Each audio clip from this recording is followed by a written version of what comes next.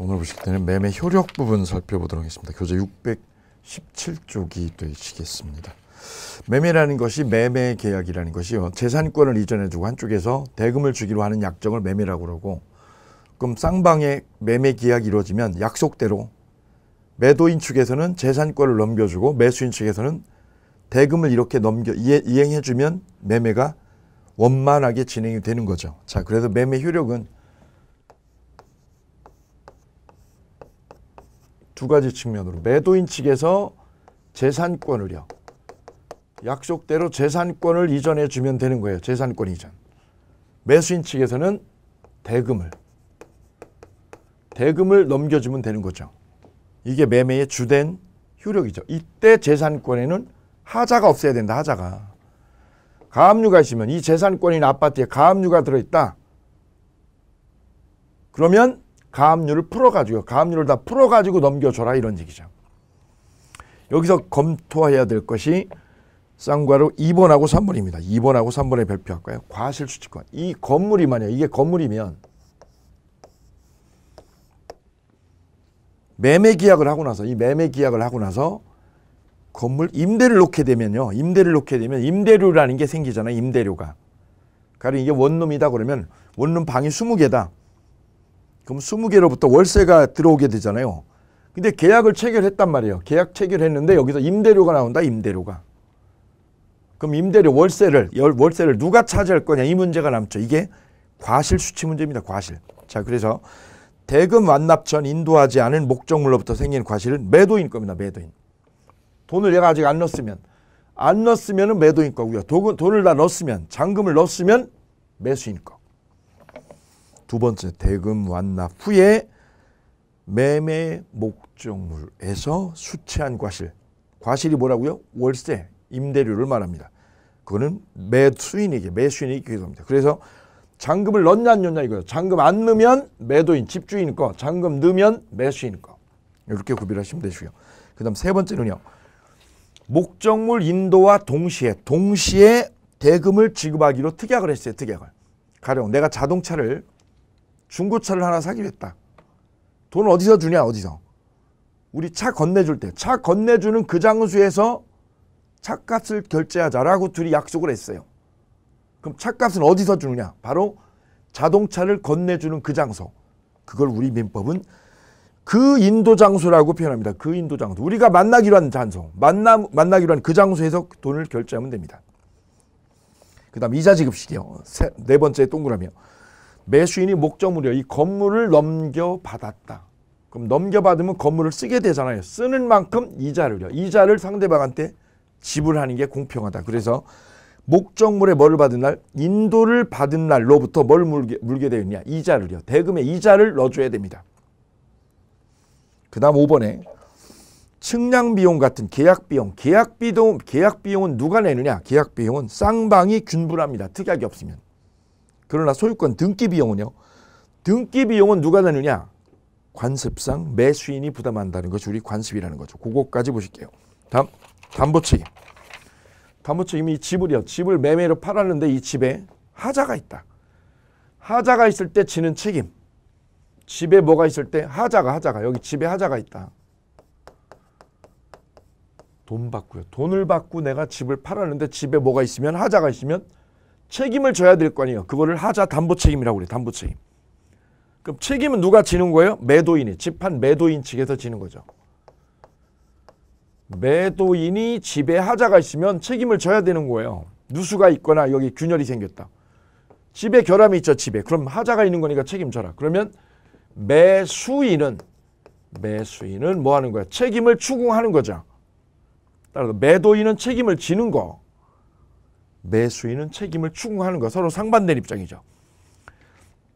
이때 담보책임은 매도인 담보책임은 이렇게 나눠져요. 권리의 하자하고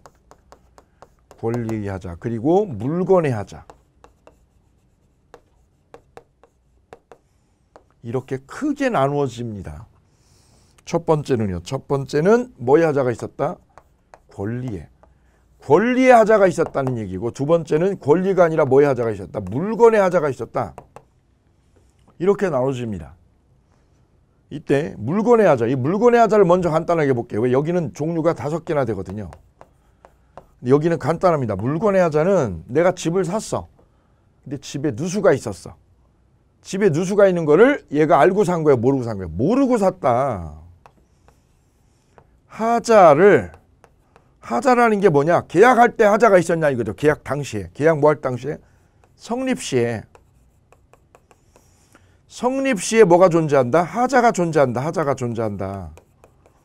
하자가 존재하는 거는 언제 기준이냐? 계약서 쓸 때요. 계약서 쓸 때가 기준이 되는 거예요. 이 집 파는 계약서 쓸 때 하자가 있었냐 이거죠. 집을 샀어요. 20억 주고. 우리 수험생이 20억 주고 이거 상가를 샀어요. 살 때는 몰랐어요. 저기 건물에 누수가 있는 거, 지하층에. 지하층에 누수가 심하다는 거를 살 때 몰랐어요. 이미 있었던 거죠. 언제요? 계약서 쓸 때부터 하자가 있었던 거예요. 누수가 심한 거를요. 그걸 몰랐다는 거죠. 하자를 뭐 한대요? 모르고 산 때 매수인이. 모르고 샀다, 모르고.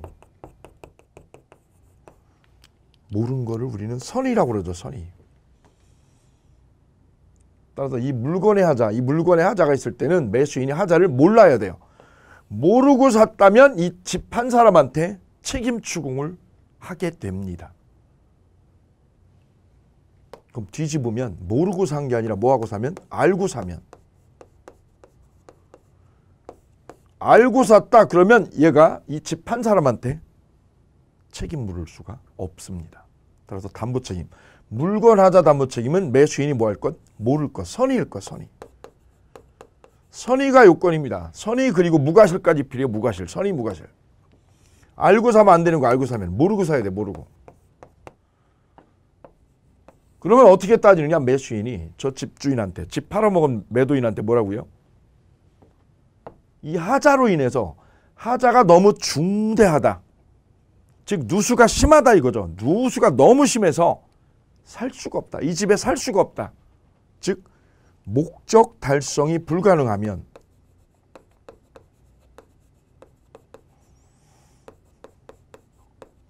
목적 달성이 불가능하다. 그러면 이 매매 계약을요 깨버리면 돼요. 깨버리고 돈 돌려받으면 돼요. 즉 계약 해지할 수 있다.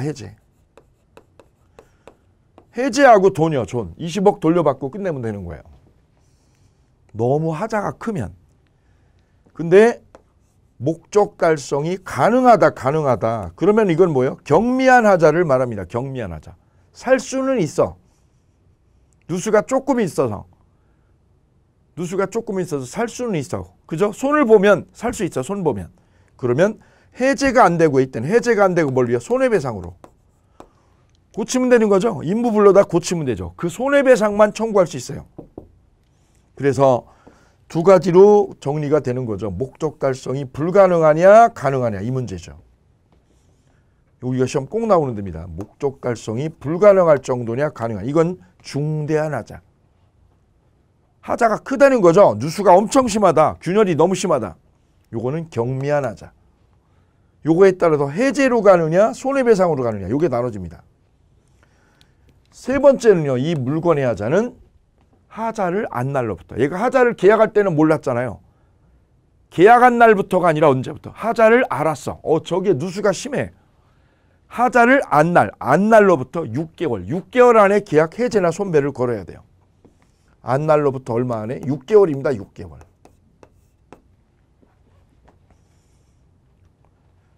이 세 가지가요. 이 세 가지가 물건의 하자에서 핵심이에요. 핵심. 주의할 게 있어요. 여기서 주의할 게 두 가지 있는데요. 주의할 게 두 가지. 그게 뭐냐면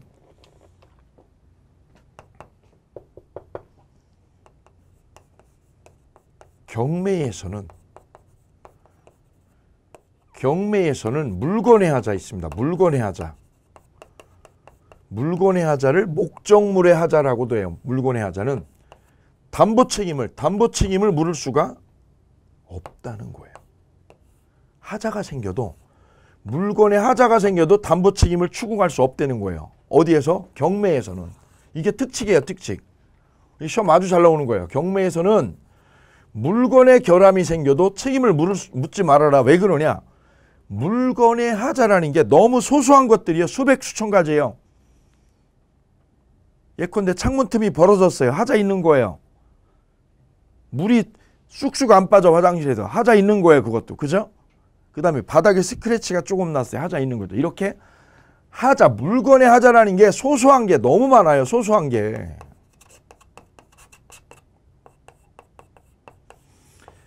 그때마다 담보 책임을 걸어가지고 계약을 뒤집으면, 이 경매를 뒤집어 버리면 법원은 맨날 경매했다가 뒤집어 엎기 바쁘겠죠. 그래서 경매 절차를 안정적으로 끌고 가기 위해서는 경매에서는 무슨 하자? 물건의 하자 같은 소소한 하자는 책임을 묻지 말아라 이거예요. 그래서 집을 경매로 살 때, 아파트나 빌라를 경매로 살 때는 물건의 하자가 있는지는 내가 현장 답사를 해야 되는 거예요. 그래서 하자가 있으면 그건 책임을 물을 수 없기 때문에 그대로 다 떠안고 사는 거예요. 경매에서는. 그래서 경매에서는 무슨 하자? 물건의 하자는 담보 책임을 물을 수가 없다는 걸 꼭 기억해 두셔야 돼요. 이게 주의의 첫 번째. 주의 두 번째는요. 주의의 두 번째는 법률적 장애입니다. 법률적 장애.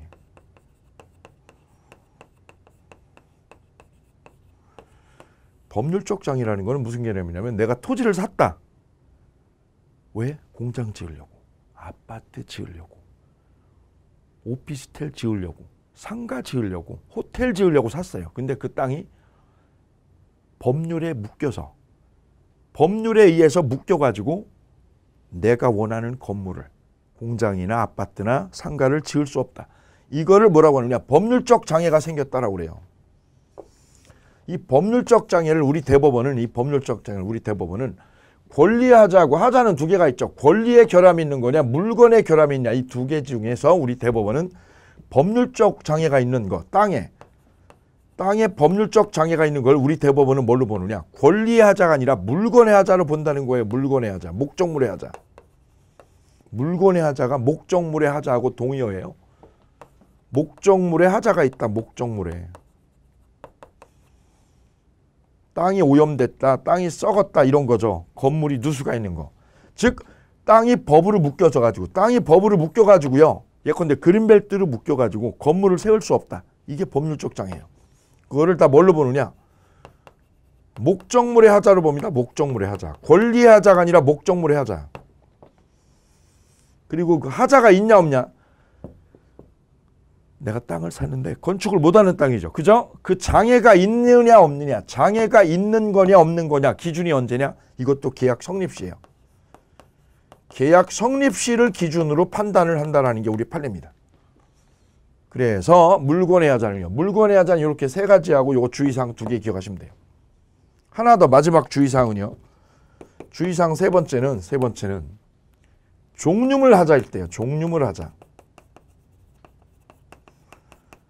종류물 하자는 뭐냐면 내가 새 차를 뽑았어요. 그랜저 하나를 새 차 뽑았어. 근데 그 차가 브레이크 장치가 결함이 있다. 엔진 장치가 결함이 있다 이거죠. 그럼 내가 그 차를 사고 싶은 차를 뽑았는데 결함이 있다. 그러면 돌려주고요. 차를 돌려주고 새 차, 다른 차를 뽑아오죠. 그래서 종류물의 하자가 있을 때는 다른 차를 달라고 하면 돼요. 다른 차를.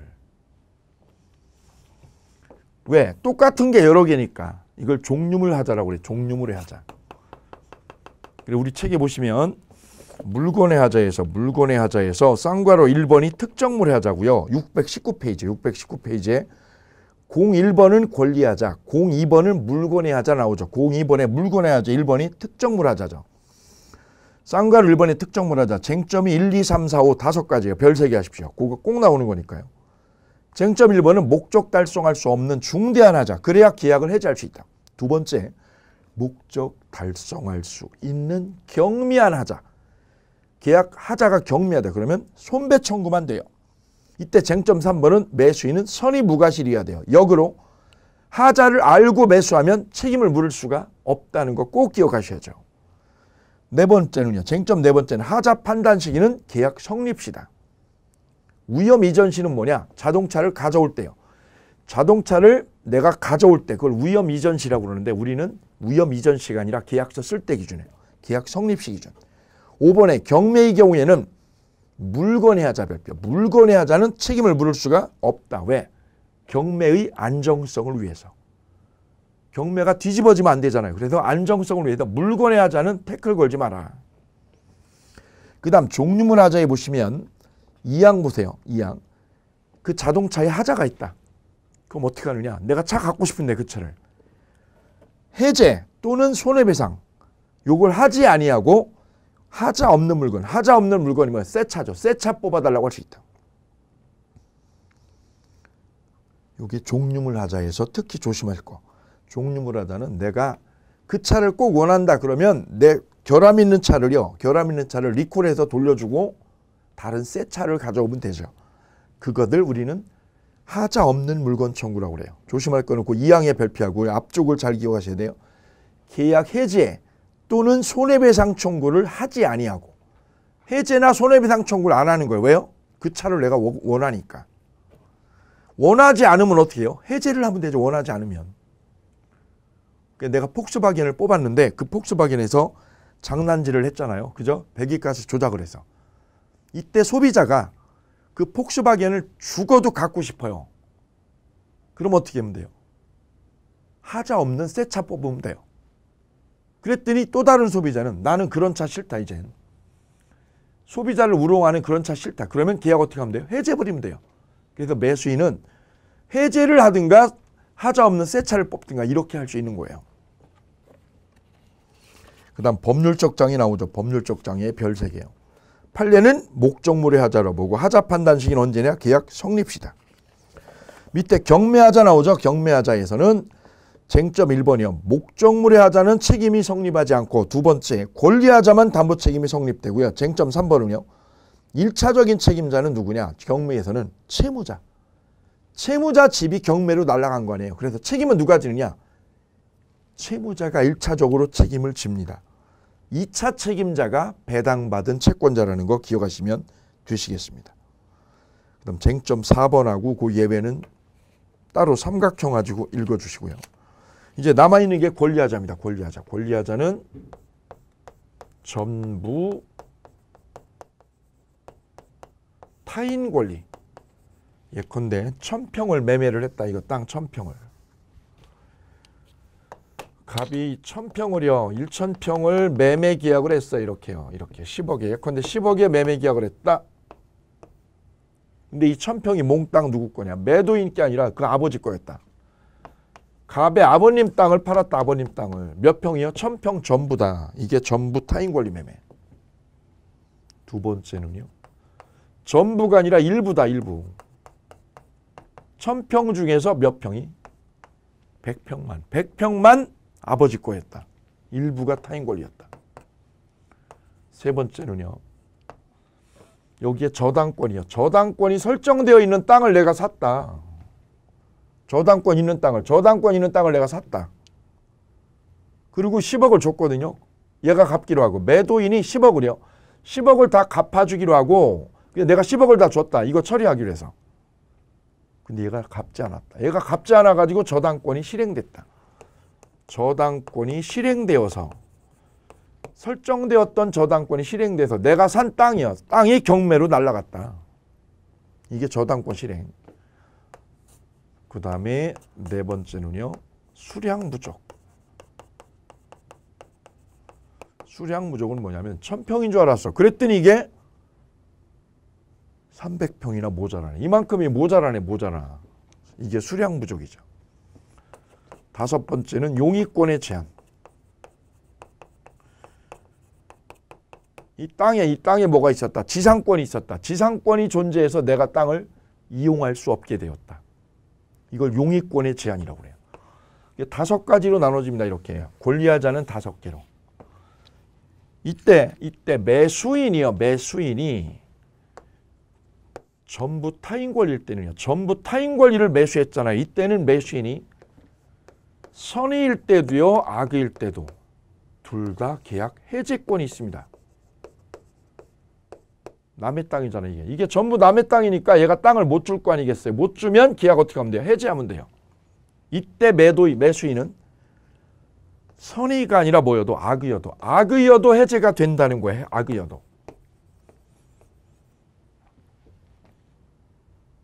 손해배상 청구. 그럼 해지하고 얘가 손해배상, 땅값 손해배상 청구하거든요. 나 계약 깰 거다.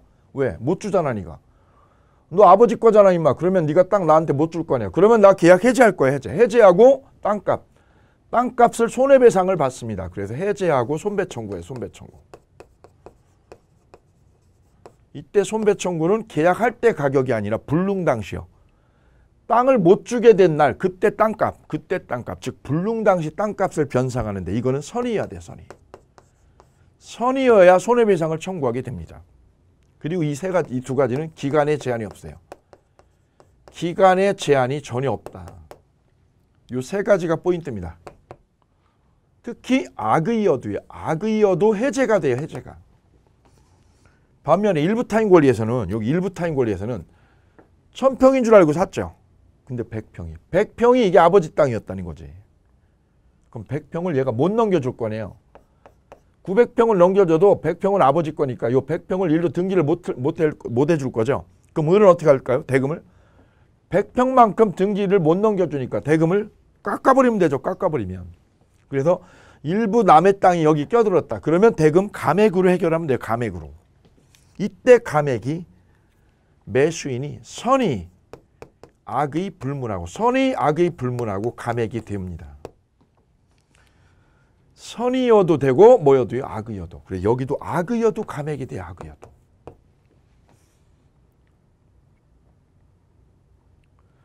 이때 이게 100평이 아버지 땅, 남의 땅이어서 100평이 남의 땅이어서 이게 내가 원하는 게 공장을 지으려고 산 땅이에요.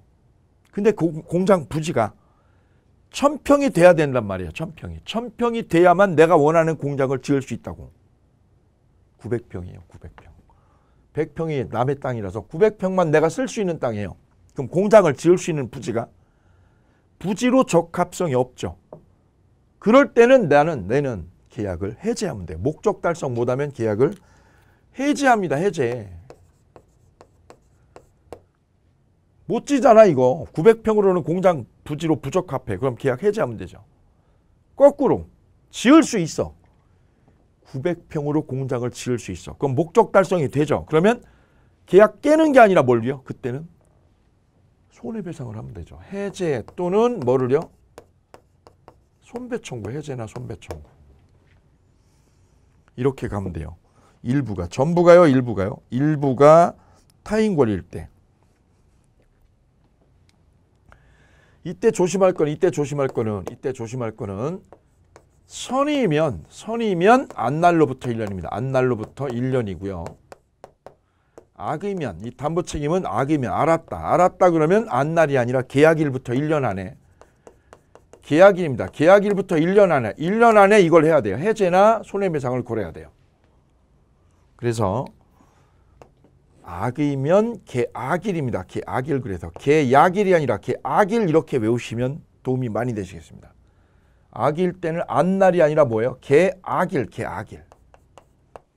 악이면 감액은 언제부터? 계약일부터. 해제는 언제부터? 안날로부터 1년. 감액은 악이면 계약일, 선이면 안날. 요 기산점이 아주 중요하다는 걸 시험에 아주 많이 빈번하게 출제하니까 꼭 집어두시고요. 그 다음에 저당권 실행. 내가 저당권이 있는 땅을 샀다. 저당권이 있는 아파트를 샀다. 융자가 있는 아파트 산 거죠. 내가 10억 주고 아파트 산 거죠. 근데 얘가 이 집 팔아먹은 놈이, 이놈이 이 돈을 안 갚았다는 거지. 이 돈을, 대출금을. 그럼 저당권자는 경매를 실행하죠. 경매가 실행되면 집은 누가 날려요? 이 매수인이 산 집이 경매로 날아가게 되죠. 그게 저당권 실행이에요. 저당권 실행으로 인한 담보 책임이 되겠습니다. 그때 이 매수인은 그럼 어떻게 돼요? 집 샀는데 집이 홀라당 날아갔죠. 경매로. 그러면 얘는 이 매매 계약을 해제합니다. 해제해버리고 얘한테 돈 돌려달라고. 내 돈 10억 돌려달라고 하면 돼요. 이때 해제하고 손해배상이 언제 가능하냐? 선악불문하고 다 돼요. 선악불문하고 손해배상도 되고 해제도 돼요. 손해배상도 청구하고 뭐까지요? 계약 해제까지 할 수 있습니다. 해제까지. 여기 보시면 전부타인에서는 해제는 선악 다 되죠. 손해배상은 선일 때만 되죠. 여기서는 감액이 선악이거든요. 해제나 손해배상은 다 선이에요. 이거는 다 선이어야 돼요. 매수인이. 감액만 선악이에요. 감액만. 근데 저당권 실행은 손해배상도 해제도 다 선악 불문하고 다 된다는 점이에요. 그럼 여기요. 수량 부족은 내가 1000평 사는데 모자란다는 거지. 이만큼 모자란다. 300평이. 그럼 어떻게 하죠? 모자라는 만큼 대금을 깎아달라. 감액하면 되죠. 감액하면 돼요. 감액. 용의권 제한이 있다. 이 땅에 뭐가 있다? 전세권이 있었다. 지상권이 있었다. 내가 빌라를 샀는데 그 빌라에 전세권이 있다는 거죠. 그걸 내가 모르고 샀다. 모르고 샀다면 이 계약을 뒤집을 수 있어요. 해제할 수 있어요. 선이면. 이건 다 특징이 뭐냐면 이거 수량 부족하고 요 용의권 제한은 다 특징이 뭐냐면 매수인이 선일 때만 돼요. 선이. 악일 때는 안 되고 선일 것. 요게 특징이에요. 특징. 그래서 이 권리하자는 이 외우기가 좀 어려운데 이렇게 정리하시면 머리 글자를 따서 정리하시면 도움이 되실 거예요. 전부타인 권리에서는 해제가요. 해제가 선악 다 되는 거예요. 선악. 선의 악의 불문하고 다 된다. 요게 시험 포인트. 선의일 때만 전부타인 권리에서 매수인은 선의일 때만 해제할 수 있다. X. 악이면 해제할 수 없다. X. 이게 시험 문제예요. 선악 불문하고 해제할 수 있다. 손해배상 청구는 선의. 기간은 제한이 없을 것. 세 가지. 그 중에서 첫 번째. 요 세 가지인데요. 출제는 1번에서 압도적으로 많이 나온다는 거예요. 악의면 해제할 수 없다. 노 해제할 수 있다. 두 번째. 일부 타인 권리에서는 감액이요. 감액이 선악입니다. 감액이 선악. 따라서 일부 타인 권리 매매에서 매수인이 악의면 감액할 수 없다. 노 감액할 수 있다. 선일 때만 감액할 수 있다. 노 선악 불문하고 감액할 수 있다. 그럼 해제나 손해배상은 언제요? 선일 것. 이때 선이면 언제부터요? 안날로부터고 악이면 기약일부터. 그 다음 세 번째 저당권 실행. 저당권 실행일 때는 저손해입니다. 저손해. 이게 다 선악이다. 선악. 손해배상도 계약 해제도 다 악의여도 된다는 거. 악의여도. 저당권 실행으로 인한 담보책임은 선의일 때만 해제할 수 있다. 틀렸죠? 선악 불문하고 해제할 수 있다. 그래서 요 세 가지예요. 요 세 가지는 선악 불문하고 되는 거예요. 그게 뭐냐면 전해. 일감 줄이면 누구 손해? 저손해. 이렇게 마무리하시면 돼요. 전해. 일감을 줄이면 누구 손해? 저 손해죠. 저만 손해지. 저만 손해. 요 세 가지의 특징은 뭐예요? 매수인이 선의 악의 불문하고 모두 인정되는 거다. 매수인이 언제 인정되는 것? 선의일 때 악의일 때. 즉 선악 불문하고 모두 인정되는 권리가 딱 세 개다. 이게 세 개다. 그 담보 책임은 이게 절반이에요. 이게 절반. 이게 절반입니다. 여기까지가. 나머지는 그럼 이거 뺀 나머지 예컨대 수량 부족이나 용의권 제한은 다 몽땅 언제예요? 몽땅 선의일 때만 된다. 나머지는 매수인이 어떤 요건? 선의일 것. 담보 책임 이거 한 줄, 요거 한 줄. 끝. 이게 마무리예요. 담보 책임. 권리하자는 전해. 일감 줄이면 누구 손해? 저 손해. 요거는 다 선악이고 나머지는 싸그리 선이다. 이렇게 간단 명료하게 한 줄로요. 한 줄로 담보 책임 마무리하고 갑니다. 자, 그래서 담보 책임은 권리하자 5개. 거기서 이렇게 마무리하시고요. 물건의 하자에서 쟁점 이렇게 3개. 그 다음 세 번째가 경매하자입니다. 경매하자. 머릿속에 담보 책임이 세 종류, 셋 중에 하나가 시험에 나온다는 걸 딱 압축하시면 되겠습니다. 그게 우리 책에 깔끔하게 마무리되어져 있어요. 거기까지 보시고요. 그 다음에 환매 있죠. 환매. 환매는 매매로 팔았다가 도로 사오는 걸 환매라고 그러죠. 팔았어 내가 땅을. 이 땅을 팔았어요. 10억에. 그걸 매매라고 그래요. 매매. 매매했던 땅을 뭐 하기로? 사오기로.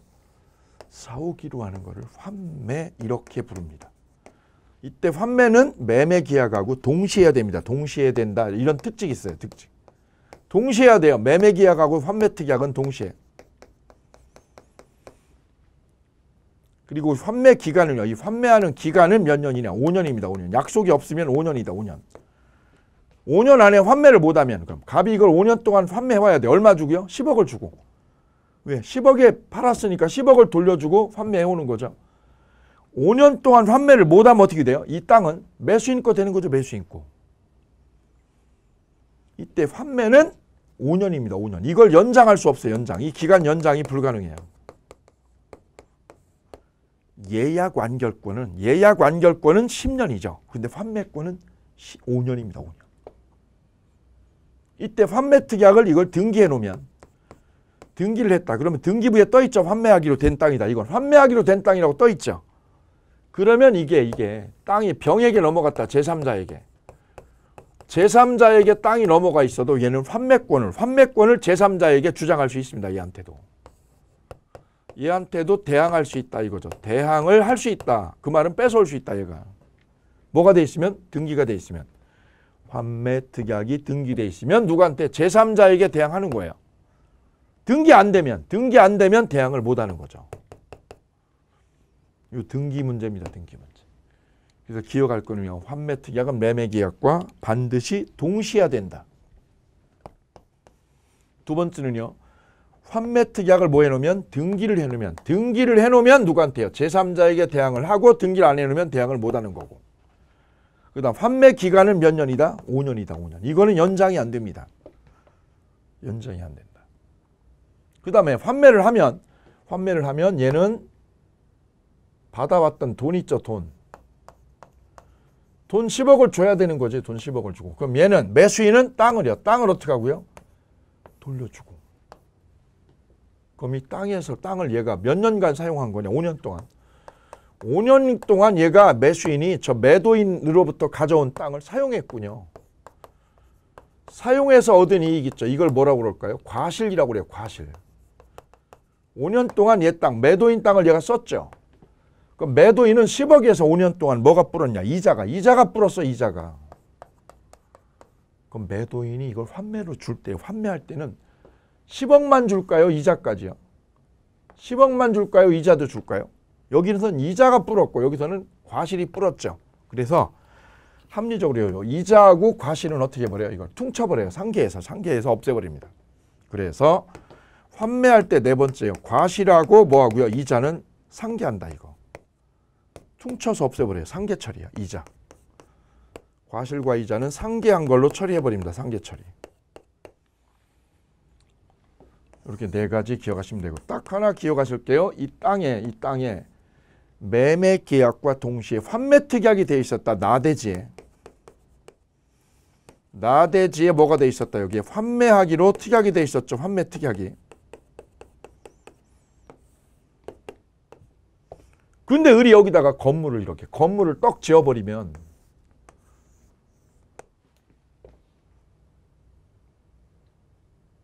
나중에 갑이 땅을 환매로 뺏어가면 이 건물은 누가 세운 거예요? 을이 세운 거예요. 을이 건물. 그죠? 땅도 지금 현재 을 앞으로 등기가 돼 있죠. 땅도 을 앞으로 등기돼 있죠. 동일인이죠. 근데 땅을 갑이 환매로 뺏어가면 을이 세운 이 건물은 철거를 해야 될까요? 관습상 법정지상권이 생길까요? 이 문제가 생기는데 우리 대법원은 관습상 지상권이 불성립한다. 이게 불성립하는 걸로 보여요. 왜냐하면 환매 특약 당시에 뭐였어요? 이게 나대지였잖아요. 나대지. 그럼 얘가 환매를 하게 되면 을은 어떤 상태로 환매권자에게 땅을 돌려줘야 되느냐면 환매 특약할 때. 환매 특약할 때 그 상태대로 땅을 돌려줘라 이거예요. 그럼 환매 특약할 때 어떤 상태였어요? 나대지. 그래서 이 건물에는 지상권을 주면 안 되고 철거를 해야 된다 이거죠. 그래서 관습상 지상권이 성립해요? 불성립해요? 불성립해요. 요 5가지를 꼭 기억을 해 주시길 부탁을 드릴게요. 자, 그래서 환매 기간 쌍괄호 2번 볼게요. 쌍괄호 2번. 환매 기간은 부동산은 5년, 동산은 3년을 넘지 못하고 약정 기간이 이를 넘은 때는 연장할 수 없다. 그 다음 환매 등기 쌍괄호 3번. 매매 목적물이 부동산인 경우 매매 등기와 동시에 환매권의 보류를 뭐 해야 돼요? 등기해야죠. 등기하면 제3자에게 대항을 하고, 그럼 거꾸로요. 등기를 안 하면 제3자에게 대항할 수 없다. 이렇게 마무리. 그 다음 4번째 환매권은요. 이거 상속도 되고 양도도 됩니다. 얘가 죽으면 갑이 죽어버리면 이 아들이 이 땅을 그대로 환매해 올 수 있는 자격이 생겨요. 다음 5번에 환매권의 실행 있죠. 환매권의 실행에서 우측에 동그라미 4번의 별표. 나대지에 환매 특약 후 건물을 세웠다. 그러면 관습상 지상권이 성립한다, 불성립한다? 불성립한다. 환매권 행사가 되면. 이렇게 환매까지 점검을 하고요. 그 다음에 뒤로 넘기셔서 교환 잠깐 볼까요? 625페이지에 교환이 나와 있습니다.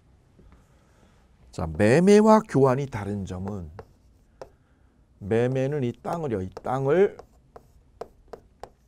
돈을 받고요. 돈을 받고 넘기면 이게 매매가 되는 거죠. 즉 반대급부가 이 땅에 대한 반대급부로 돈을 반대급부로 받으면 매매가 되는 것이고, 반대급부가 돈이 아니라 뭐라면 재산권이면, 똑같은 재산권이다. 그러면 이거는요. 매매가 아니라 교환이다. 이렇게 정의할 수 있는 거예요.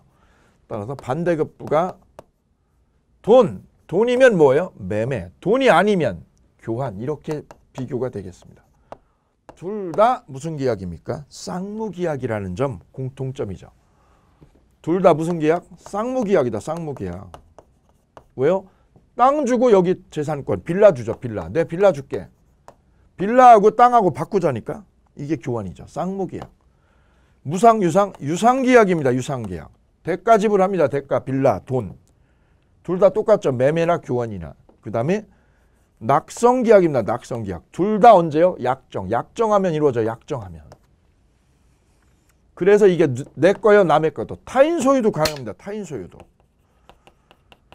누구 수도요? 타인 소유물을 뭐 하는 거? 매매, 교환하는 거. 무효, 유효? 유효다, 유효. 시험 잘 나오는 거죠. 그 다음 요식, 불요식? 불요식이다, 불요식. 그럼 서면으로 해야 돼요? 안 해도 돼요? 구두계약도 얼마든지 가능합니다. 그게 매매하고 교환의 공통점이죠. 매매와 교환의 공통점 이렇게 압축이 됩니다. 따라서 이게 쌍무계약이니까요. 쌍무계약이니까 이 빌라가요. 교환하기로 한 빌라가 어떻게 됐다?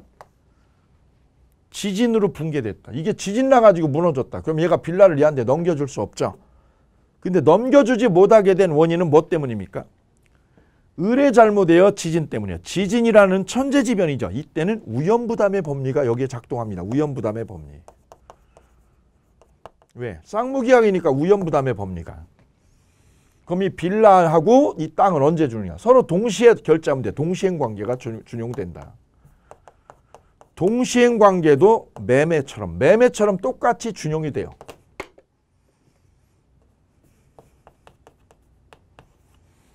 그 다음 유상계약이니까 이 빌라에 누수가 있다. 빌라에 누수가 있다 그러면 얘는 무슨 책임이에요? 담보 책임을 저 갑한테 줘야죠. 그래서 유상계약이니까 교환에도 무슨 책임이요? 담보 책임이 생긴다 안 생긴다? 인정된다. 이게 아주 잘 나왔던 거죠. 그 다음 교환도 낙성계약이니까 타인 소유물을 교환하기로 하는 거는 무효, 유효? 유효다 이거. 무효 그럼 틀리고 이거 유효입니다. 자, 여기서 하나 교환해서 매매하고 성질이 똑같으니까 뭐 어려운 건 없는데 하나 기억할 거는 얘가 빌라하고 여기 땅하고 바꾸기로 했단 말이죠. 바꾸는 게 교환인데 문제는 이 땅이 10억이다. 시가가 대략 10억이다. 여기는 시가가 6억이다. 6억. 그럼 얘가 추가적으로 돈을 더 얹어줘야 되죠. 얹어줘야 이게 밸런스가 맞을 거 아니겠어요?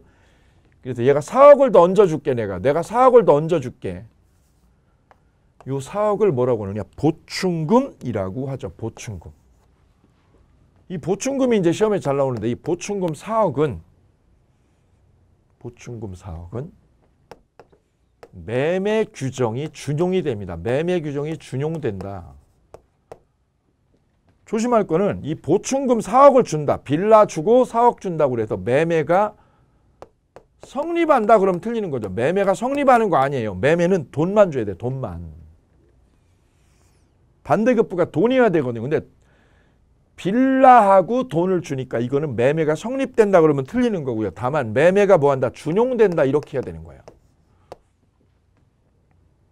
그럼 보충금을 얘가 안 주면 날짜대로 오늘까지 주기로 한 보충금 안 주면 얘는 계약 어떻게 하면 돼요? 해지할 수 있다. 그래서 보충금을 안 주는 거. 보충금을 안 주면 계약 해제 사유가 된다. 해제 사유. 계약 무슨 사유? 해제 사유까지 된다는 것까지 머릿속에 기억을 해 두시고요. 마지막 하나 교환해서 얘가 땅 주인이 이 빌라 주인한테 물어봤어. 시가 얼마나 해?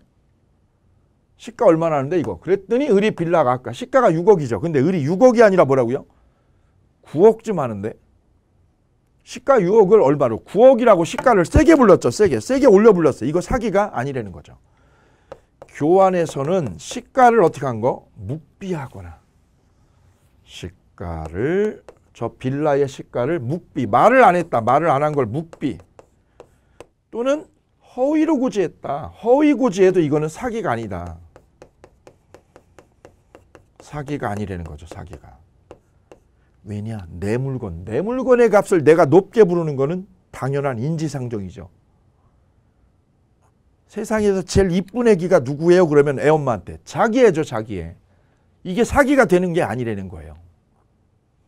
내 애를 내가 이쁘게 불렀는데 이게 사기가 될 수 없잖아요. 마찬가지잖아요. 이분이 가지고 있는 빌라 가격을 어떻게 한 거? 높게 부른 거는 불법도 사기도 아니다.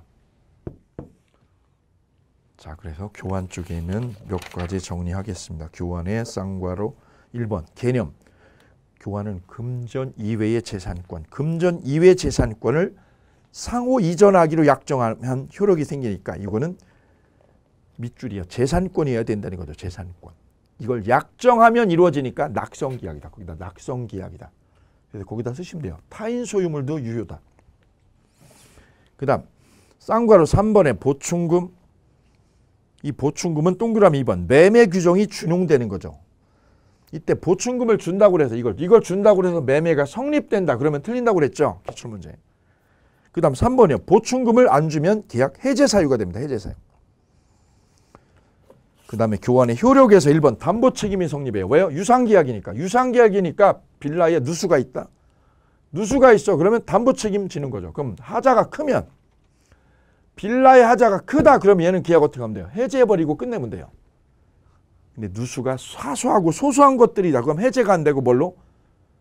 손해배상으로. 손해배상으로 끝냅니다. 유상계약이니까. 그 다음 02번 동시행항변권하고 위험부담의 법리가 적용됩니다. 왜요? 쌍무계약이니까. 이렇게 해서 매매하고 교환까지 마무리를 지었습니다. 잠시 쉬셨다가 임대차 주제 바꿔서 만나실게요.